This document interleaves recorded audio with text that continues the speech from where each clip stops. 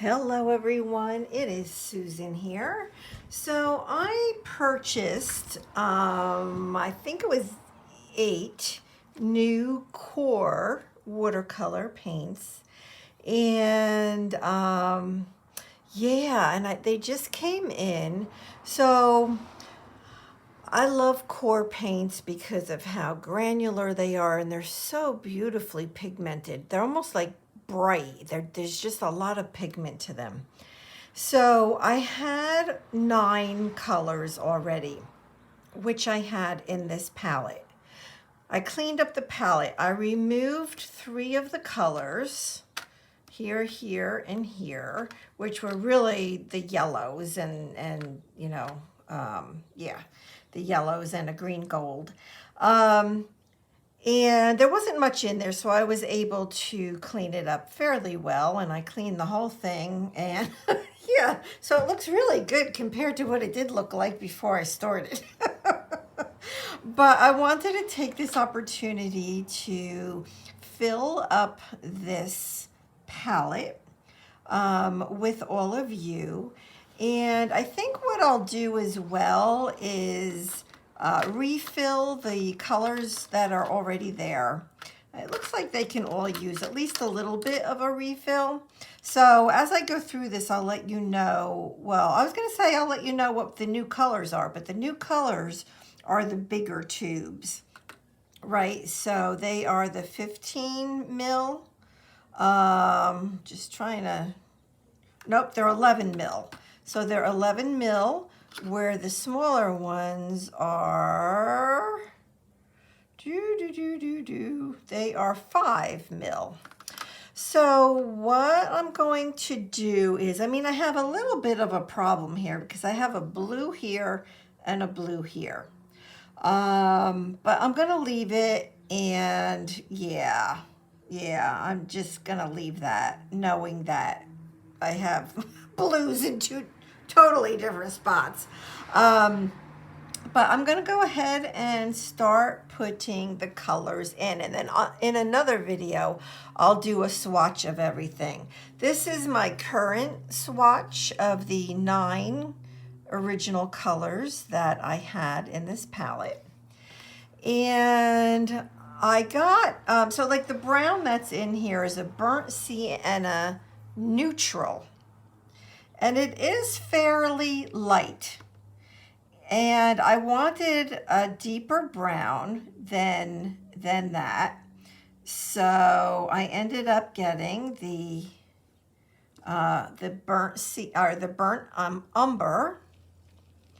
So that is the burnt umber.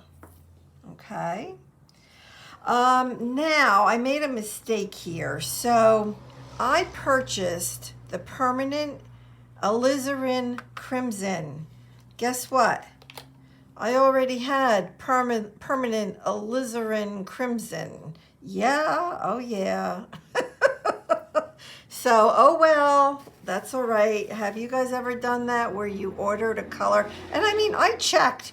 Like, that's the sad part, right? I checked. Oh, now that is not the same. Oops. Uh-oh. Look what I just did. All right, let me clean that up. What did I do? Oh, I put it on the... Oh. One moment, please. Okay. No biggie. No biggie. Let me put it in the right spot, which would be this one right over here. All right, so that's the permanent Alizarin crimson. And I just want to put a little bit more on there, because if I'm gonna wait for stuff to dry, I might as well wait for it all to dry at once, right? All right, so that's that one. And I do love that color, so that's a good thing. All right, so that's that one. So this one here is the Pyrrole red light. Now I'm not gonna put anything in that one because, well, I need to get that other color out of there before I can do that. Okay. This blue I'm not gonna put anything in. This is Phthalo blue, green shade. That's pretty full. I'm not going to do anything with that. This one I will. So this is the burnt sienna, like I had already said. Let me put a little bit in there. So when I was shopping for some new colors, right? So now that I have been painting, oh my gosh, well, I started the end of October of 2019, so not super long. But at least now I know, certain colors that I absolutely love. So that's what I did. I went by that, and then I also went by, colors that I've seen other painters use. And I'm like, oh, I gotta try that color. So some of these are because I love the Daniel Smith shade in that particular color, like green gold and olive green, I love. But like sap green, I've never had sap green, and I've seen people use it, so I figured I would try sap green. So that was kind of the process that I did as I was picking things out. And it's funny because green is probably my least ever favorite color. I mean, I do not like green, but when I paint, I use it all the time. So that's why I went with 3 different new green shades. So yeah, that's the most of any one color that I purchased. So this is Quinacridone Magenta. So this is brandy new. This is Cobalt Violet. Woo-hoo-hoo-hoo. I cannot wait to use this color. Look at this. Oh my good. Oh, I can see the sheen on it already. Oh my gosh. It's like, I mean, it's not iridescent or anything, but wow. Oh my gosh. That is gorgeous. So that's cobalt. Well, I guess that's cobalt would be like brighter, right? Beautiful. Oh my gosh. Imagine that like as an accent, whether it's in a landscape or a flower or, oh my gosh, it's beautiful. Beautiful. All right, this one is ultramarine blue. So ultramarine blue, was one I already had. And I actually have 2 of these. Don't know how I got them, but I already have 2 of the phthalo blue. So I'm just going to fill this one up. Yep, this one didn't need too much, but that is good. You know, I'm going to put a little bit more. I'm going to fill it up just a little bit more. All right, so that is that. That is ultramarine blue. Now over here I did have the green gold, but I'm going to put the green gold over there. So, yeah, so now this is like my favorite blue. It's Cerulean Blue. And I have it in Daniel Smith, and I love it. Now this one says Cerulean Blue Chromium. So I don't know, how different it's going to be. I don't know. So that's one of the things I'm excited, to try.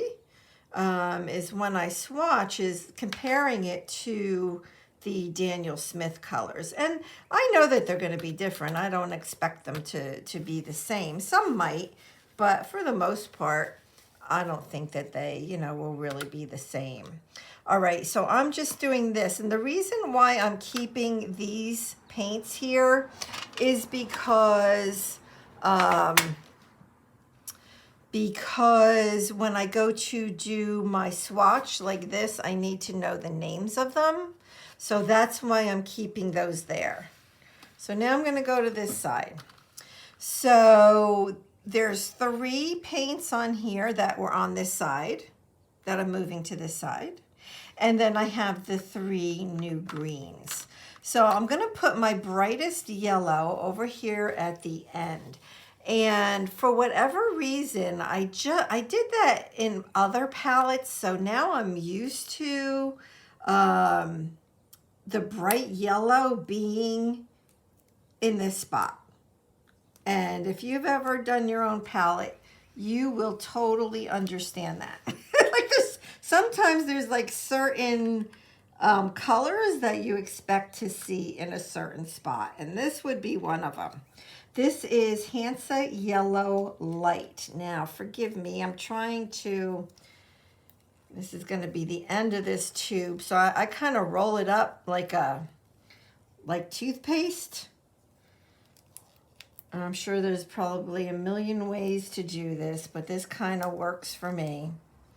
So as I roll it up, a little bit more paint comes out and a little bit more. And so now this has to go onto my list for my next purchase. So like last night I went through my Daniel Smith paints to see what I was getting low on, and there's quite a few. So over time I'll have to restock on those. All right, there we go. All right, so that's my yellow. And I actually keep these little things. I don't know why. I throw them into a baggie and I keep them, and I really don't know why, but I do. So this one is Nickel Azo Yellow.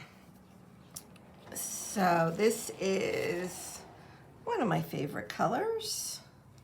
Now I'm trying to think as I do this, like what other color eventually might I want to add, right? So I'm just thinking here.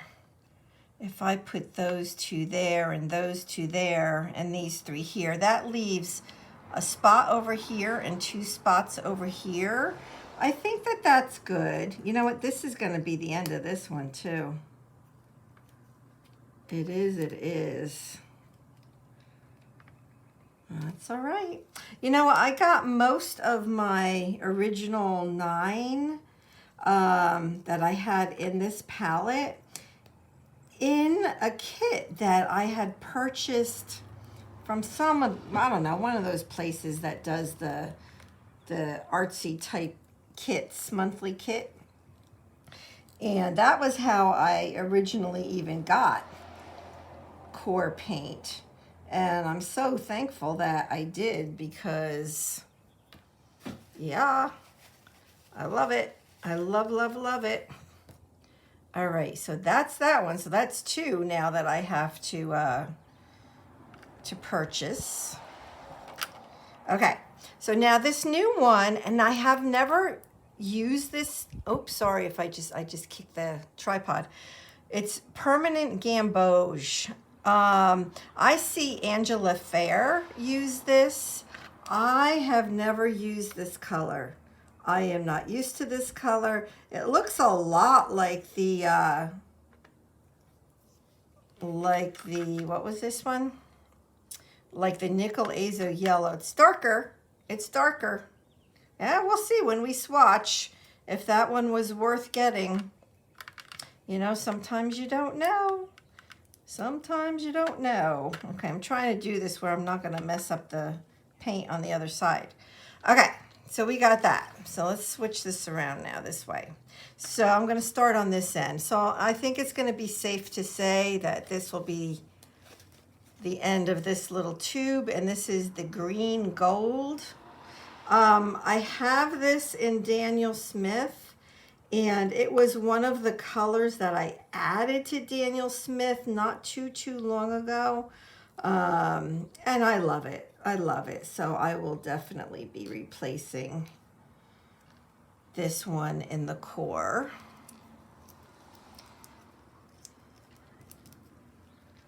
My fingernails are all different colors. Okay. And that's because, I don't know if you guys know, but watercolor paint has different levels of not only transparency or granularity, but also of staining. So like yellows to me are very high staining. I can't say that they all are, but yeah, so that's what's happening with my fingernails. Because like I said, I cleaned out this palette.